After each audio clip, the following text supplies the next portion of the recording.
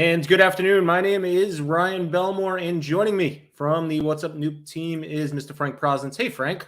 Good morning. Good afternoon. Good afternoon. It has been certainly a long morning. I was pretty convinced. Yeah, tech issues, but you can hear me, I can hear you, and we're doing better than we were this morning. Yeah, that's good. Excellent. And very important conversation that we have monthly here on What's Up Noop. Yes, indeed. We have Superintendent of Schools, Colleen Jermain. She joins us each month.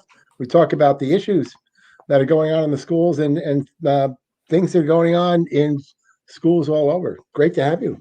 Thank you very much. Good afternoon, everyone.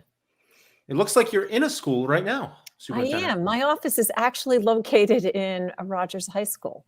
So I'm literally 3 or 4 doors down from Principal Vance. I don't know if he likes that or not, but here I am. Well, that's a good thing. That's a good Excellent. thing. I have just a fun question. We just came off a very exciting time in Newport. Wondering if it resonated at all with students, and I just made up this question in my head. Did the students understand what Hocus Pocus was? I'm not really. Not really. It's too old for them, not right? Not really, no. Yeah. And they didn't know who some of the actors and actresses were either. So, wow. No, but they loved the sets and they did visit them. So, yeah. It makes us all feel a little bit older today. I know. Yeah. All right, Mr. Prosnitz, I'll let you take it away while I keep an eye on the comments. Hang in there, Ryan. Don't be shy about jumping in if you have questions or whatever. First of all, did you have a good Thanksgiving? I had a very nice Thanksgiving. Thank you, Frank.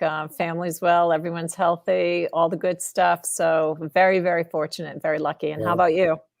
It was good. We were with family. It doesn't get better than that. That's right. That's right. It was nice. Let me jump right in. Let me jump right in kind of from the back end a little bit, because we had this horrible school shooting over the yesterday. It was 3 students were killed, and I think 7 or 8 people injured, including a teacher.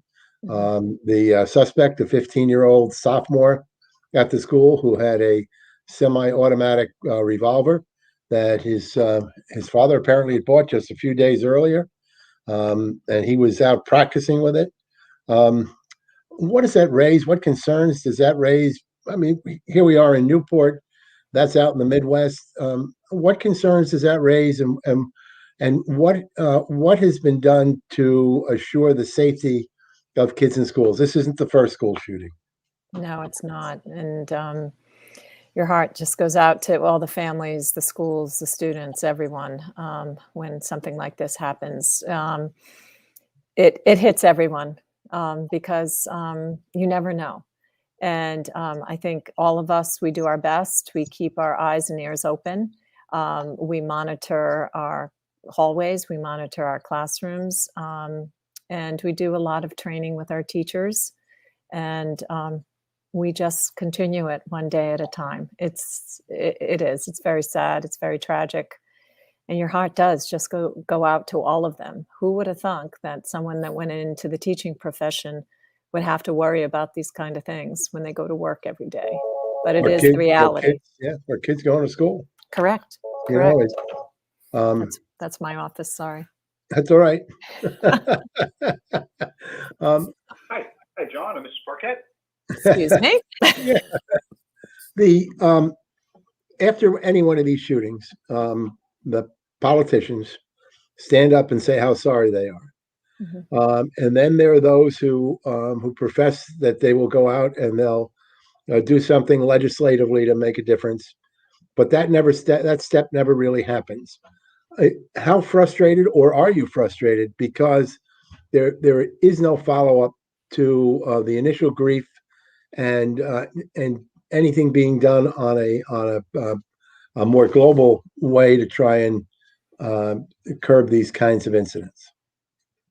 I think no matter what, when you work in a community or any, in a school system, your number one priority is your students, your immediate faculty, staff, everyone around you. I think for the bigger picture, of course, you hope that there will be better supports, better opportunities put in place. But you also have to hope that everyone's doing the best they are able to do to get things done. So I think as far as the superintendent of a school system, I'm really just focused here in how we can continue to keep our students and faculty safe every day. Politicians, they come and go, but our students, our families and staff, they're here with us every single day. And I have to focus on that. When we look at the new construction that's going on, the new high school that hopefully is not in the all that distant future, the renovations in addition to Pell School, are there measures being put in place that will help to make those schools even more secure? I think yes. It's today. It's just typical. You have the cameras, you have the doors, you have the systems. Whether you're hooked in directly with your police department or not, you have enormous security considerations that I will just share. Way back in the dinosaur days when I was a teacher, were never considered. But that is a day-to-day reflection as far as how you can do better and be safe all the time. So the answer is yes. And also because of that, because of high security, the most others see our kind of systems are only shared with state police or local police. We construction has begun at Pell. It has. As a matter of fact, we've had the beam topping. Right. That occurred right before Thanksgiving. Another big milestone is next week. We'll have the slabs put in. And I'm being told by my owner's project manager that that's a milestone. So we're going to have that next week at Pell. We're hoping to have the full addition enclosed by the second week of January. Wow. So we're moving right on target there. The Rogers project, we will be having a community meeting for the neighbors on Monday evening, December 6th, over here at the NACTAC building on the Rogers campus. And during that time, SLAM, our design team, will be sharing the latest schematic design with the neighbors. We will also be having a discussion with our school building committee because a decision does need to be made of whether the new high school will be fully air conditioned or not. The HVAC system does need to be determined before the schematic design is 60% complete. So we have a very important meeting on Monday night with the school building committee, and we have hopefully a lot to share to show where we are in the design work. What time is that meeting? That meeting is at 5:30. So 5:30. I believe it's Monday? at 5:30. Yes. If it's wrong, I will email you. Okay. And that's at the Natick building you said on the The NACTAC building, NACTAC. yes, Why did I say- which is right because I on can't the write well. campus.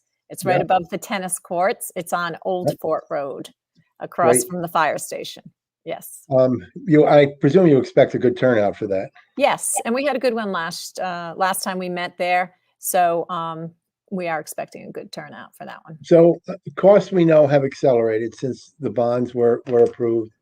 What have been changes in some of the expectations for both of the projects? For the Pell project, we did do a square footage reduction, but the square footage reduction did not impact the classrooms. The classrooms will remain the same size as the others. We also had to look at some of the millwork and materials that were in some of the classrooms due to either delivery or just the rise in material costs. We have been fortunate to have some foundation, and I want to thank the Van Buren Charitable Foundation. They've stepped up and helped us out with that and to enable us to keep the quality of materials and what's inside the classrooms for our teachers at a high level. I got a confirmation just to let you know the wonders of technology. It is 5:30 on Monday, the meeting. So those costs have, been a concern. We are still on budget though with Pell as of today, and I always qualify it as of today and the forecasting right now we're seeing. And then going to Rogers, we are very concerned about what we're seeing in the escalation of pricing due to COVID. again, delivery, cost of materials, labor shortages, but we're keeping our fingers crossed with some continually monitoring the process, monitoring when we're purchasing, getting our bidding out sooner rather than later. That will be able to stay within budget, as close as budget as possible. It's too soon to really tell. We'll know more when we have the schematic design back in the middle of January, and that's when the rubber really hits the road, and we'll have harder numbers to consider and to reflect upon. In the Pell project, which we most likely will have to do in the Rogers project, we may have some add alternates. So we'll put some add alternates in if we cannot get everything in there we want on the first wave, at least through the schematic design, but that's still to come.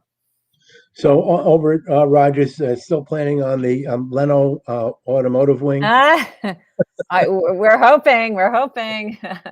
Nothing has materialized yet. Well, we just keep, putting it out there. Sure, why not? You never know. Sure. You never know. You never know. Imagine how many kids he could impact by doing that. I know. I agree.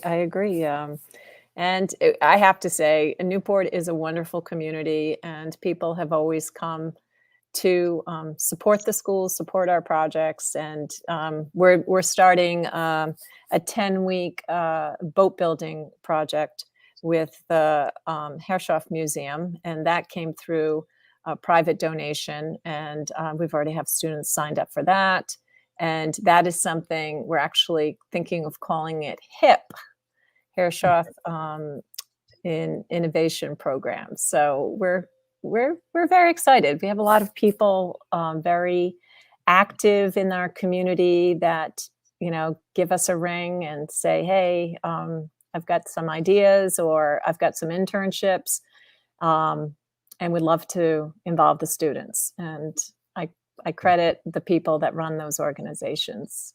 The boat building piece is pretty exciting for a number of reasons, but also if you go back a number of years in Rhode Island relaxed or eliminated certain taxes on boat building in the state, which brought a lot of boat building into the state. In fact, I forget what sailboat was being built actually in Milwaukee that ended up being built in Rhode Island, and a lot of boat owners end up bringing their boats here because there are certain tax advantages. So that's a pretty exciting project.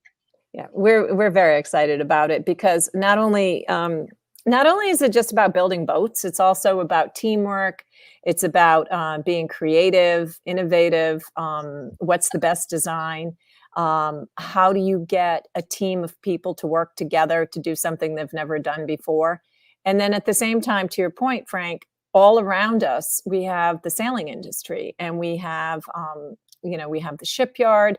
We have a lot of laborers as far as that work on boats and are always looking for additional, help, part-time help, etc. And our kids are looking for things like that, some hands-on things that they can apply themselves to, get some kind of certification, or, maybe pursue a career in it. And often what happens with our students that are in the career tech program, they always have a lot of opportunities for great scholarships to go on to further education. We've noticed that. We actually have a 93% graduation rate for our children that participate in CTE programming.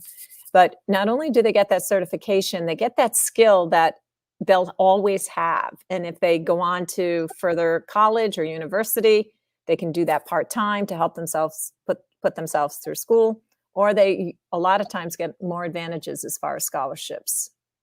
And again, you mentioned what I think is really, really important. Those peripheral things that people gain from that, the teamwork and all of those things that you can apply to so many other factors throughout your life. That's true. That's true.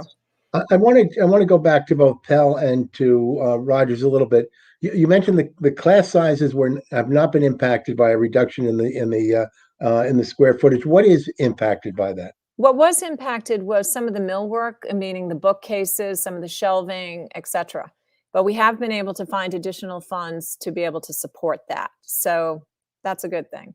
The technology we have right now been able to secure.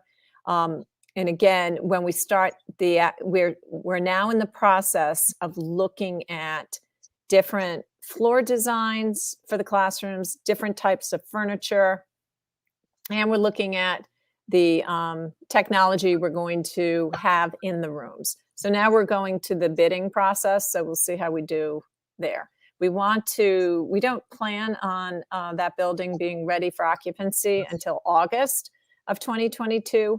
But what we're hearing in the delay of materials and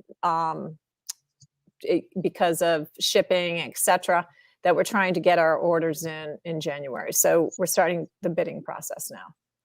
And that's August of 2022 means the class next year, the Yes, kids next that's year. right. Yeah, That's pretty exciting. that'll be ready. It's on the fast track, and then I credit my co-chairs, Becky Bolin and Louisa Boatwright. They're keeping everyone on task, so good for them. Rogers, from your original expectations, is there anything that has been eliminated or reduced in terms of at least the vision at this point? We always have the vision. I'll say, I think we're all hopeful for the vision. Right now, we're just focused on the building. We're focused on the building. We have been able to fully integrate the CTE programming with our academics and academic classes, instruction, and our AP classes. And what people may be wondering about that is, what does that mean? Well, right now, if you come on the campus, you have the academics in one building in certain wings, and you have all or most of our CTE, our career tech programming, in a separate building. So the children actually go out of the building up at the top of our campus, and they walk across to the other building. The building I'm in right now, in the wing I'm actually next to one of the CTE programs, advertising, design, and media. And that one's a very active, very popular course. And it's just exciting at times. I'll be in meetings and people can hear someone like applauding, or the students doing something, and they'll be like, "What's that?" And I'll go, "Oh, that's next door. That's the room next door." But the new building will be one building. It'll be all our students under one roof, and it will have the CTE programming, the culinary, the carpentry, the P-Tech, the junior ROTC leadership, and ADM. All of those will be in one location, and we have more hospitality, all the rest. They'll all be in one building, but they're going to be spread out throughout the building and throughout the wings, so that students can actually see, and we'll have a lot of glass in this building, they can actually see what's going on in some of those CTE buildings, because we do have some students that are in our building and they have no idea what's going on over in that other building. And when they walk in, they're like, I had no idea I could be in automotive or learn about this, or I had no idea there was a culinary, there's a restaurant over here. It's very interesting, some of the reactions we've had from some students that have never gone over there. I think that's changing, though, because we've actually, with Director Robert Young, Kerry Clark, the coordinator, and Jody Anthony, the assistant director over there, they now have done a lot of marketing, and they go out to our local schools, all the Aquidneck Island, Tiverton, Little Compton. They're over sometimes in North Kingston, Jamestown. And we have a lot of students that come either off island or from other communities that now participate in our CTE programming. So it's a regional program for students. It's not just for Newport students. It's free. I think a lot of parents, when they hear that, they're like, it's free. It's free. And it offers children the opportunity, usually during their junior year, they go off to CCRI, they can get college credits, they can get an associate's degree while when they get their high school degree. So we have students now that can walk the stage with get a certification, associate's degree, and their high school diploma, all free to parents. I think that's a big selling point for families. Administrative offices will be in the building, or are they going to be separate, or how are they impacted? All right, so you see me smiling because there's three, I'll just say spaces that haven't been designated anywhere. One is central office. I did request, there was an art program. I request they put the art program in the building, take our square footage out. And then cosmetology and automotive are the two other programs.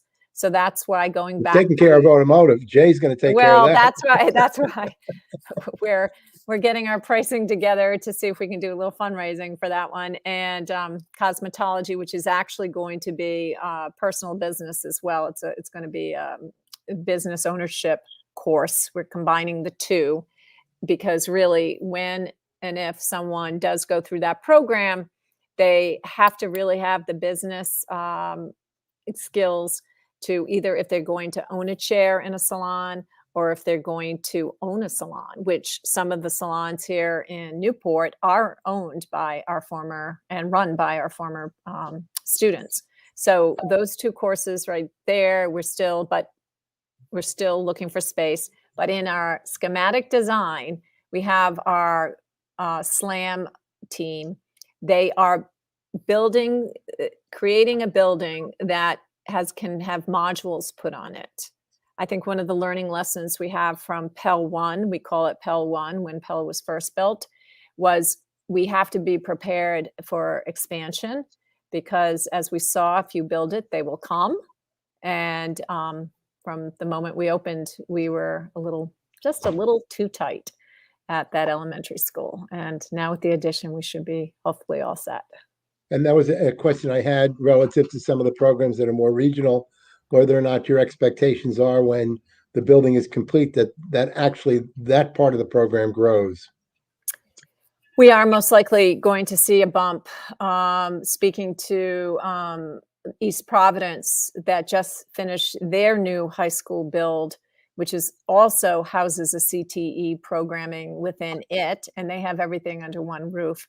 They have seen an increase in their high school population and students interested in CTE. So we are watching that very carefully. So does this mean that the administrative offices will be in an igloo outside on the grounds with a portable heater?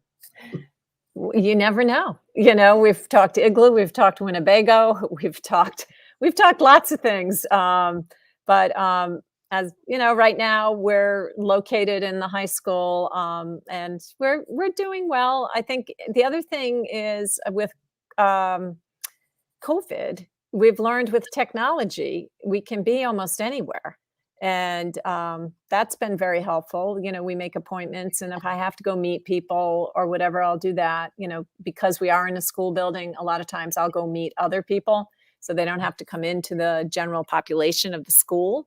Getting back to safety, and I'll just, address it one day at a time.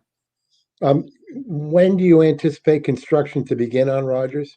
We are hoping for groundbreaking in May or June of 2022, and we're hoping for occupancy in August of 2024.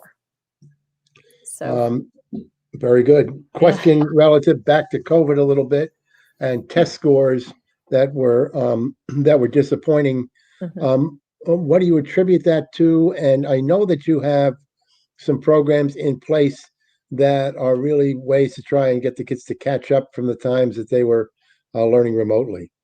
Right. So yes. So the COVID test results did not, I don't think, surprise anyone. As the commissioner said, it was a pandemic. Not all students did take the test, and you had students that wouldn't come into the building. So it's a new baseline, and that's, as our commissioner has said, that's where we're going to start from. This is our baseline, and now everything is onward and upward. We do have some programs already in place using our ESSER 2 funds. in which we've have actually during the school day, we have in-school tutoring over here at the high school for our students. We're providing before school, after school support, working with our community partners. We also have been working with Boys and Girls Club as far as different sessions we're setting up with them for students to do their academics after school. Our Champion Childcare over at Pell, they provide before and after school support, not only just for parents, but also for academics as well. So we do have those in place. We're continuing to work with the Department of Ed. Newport was one of the 8 communities, along with East Providence, I think West Warwick, Central Falls, Woonsocket, Pawtucket, and Providence, along with North Providence, that has received matching funds of up to $1.7 million to focus purely on learning, equity, accelerated pathways, student engagement. And we've already started the training and the process. It's a 2-year commitment for the district, and we're very happy to be part of it. So far, we've had a lot of good discussions. We're looking at the data. Attendance, how many children qualified for free and reduced lunch, our population of L students, test scores, what else? There was, were some of the criteria that enabled us to be invited into this. So we will continue to focus on that. Attendance is still something we're working on. Our school system, again, using the ESSER II funds, we have hired additional people to help us with attendance. We have only 1 attendance officer for the district, and we have over 2,000 students. Now is the opportunity with this additional funding we did not expect to have to be able to put some, I'll say, support and some projects, initiatives in place that we never thought we'd have the opportunity to try. So we have 2 years, and we're setting the criteria and how we'll measure that. And hopefully the next time I come back, we'll have some things I can share with you. This is what we're going to be watching and making sure we're moving in the right direction. I think I saw somewhere, and I may or may not have this, maybe a figment of my imagination, that certain funds were being made available to school districts for kids who were determined to be homeless. That money, and I'm not even sure how it was to be used. That is correct. Newport did qualify for that as well. We received an additional $48,000, and that money is targeted to help increase the supports we can make available to children that are homeless. Excuse me. So I presume that, I'm sorry, go ahead. No, so that's a big win for us, because it also helps us to provide the tutoring and academic supports that are really important. When you read kids count, you recognize how much in jeopardy these kids are unless they get that additional support. I'm going to presume that when we talk homeless in the schools, we're not necessarily talking about kids living on the street, but we're talking about kids who may be couch surfing and may not have any kind of a permanent residence, and therefore fall under what's maybe I don't want to call it a broader category, because with HUD under the last administration narrowed it to people who are living on the street. But the fact is, it used to be that people who were couch surfing and who were living in shelters were also categorized as homeless. They are, and it continues. So it does go to you ran the gamut as far as qualifications, but it is couch surfing, it is living in shelters, it is being displaced from former housing in another community. We usually see it, especially certain times of the year, usually right after the holidays, and again in the spring. And my understanding is that sometimes because of HUD or some regulations, they start to reevaluate or reassess families that are living in these situations. The good news, though, I did hear, which I'm excited about, is I did read about the connectivity, the technology, and that Newport is going to be receiving for its affordable housing here in Newport, the ability to put in internet, so that internet will be accessible to our families and to our students. During COVID, we were able to give our students hotspots, but sometimes it wasn't enough. And in some of those homes, you needed more than one hotspot because you either had more than one child on a device trying to do his or her work. And sometimes you had parents that needed to use the internet, etc. So I'm glad to hear about that there's going to be some kind of funding in that. We actually reached out to the Housing Authority at one time to see if we could find some kind of grant as a school district to work together with them so that our children could have more accessibility online and internet. So I just have a couple of more questions, and certainly I want to ask what things you would like to add. Status of employee contracts. our contracts are up in, I believe it's 23 and 24. So we have a couple Well, that's a more good years. status. Yes, it is. Don't have to worry about that for a while. As opposed to some communities that are trying to get a contract Right. signed. Mm-hmm. How about staffing levels? We talked about that before, that there were certain needs. Do those continue? Yes, we do still have staffing needs, especially paraeducators in that area. And for those who don't know, paraeducators are people, I'll call them like teacher assistants, that help in our classroom with students with IEPs or students that need additional supports. We're really looking we really need more. And we just ran some interviews yesterday, but we still have a need. So paraeducators, our teaching staff, I believe we do have possibly 2 positions in special education that are still open, one at the middle school, one at the high school. I believe all our elementaries are covered at this time. Oh, and we will have, and I believe we do have, I think it's a kindergarten, a PK position that will be opening up after the holidays. So we're still looking. How about busing? Is that all squared away, or is that there's still problems? No, we've been very, very fortunate. Tony Murgo in Ocean State with Holly Fahey, who's our bus manager. She's done a great job. We had some kinks we had to work out, especially at the beginning of the school year. But knock on wood, if I have any problems, I'm going to call you, Frank, because things have been going well. But we're doing well there, so we're good. Are there things you would like, and things you'd like people to know that we haven't touched on? Yeah, I think a few things. One of the things is the importance of parent involvement with children, and just making sure you're on top of what's going on in school, where their grades are. I know when they become teenagers, they don't like to share a lot, but it's really, really important to stay on top of their studies, where they're at. We've already had first quarter. That's a sign of whether things are going well or not. And there's always room for improvement. But hopefully parents, are seeing what's going on with their students and their grades. If they have any questions, reach out to your building principals, the teachers. Everyone's here to support them. The other thing is attendance matters. Being in school matters.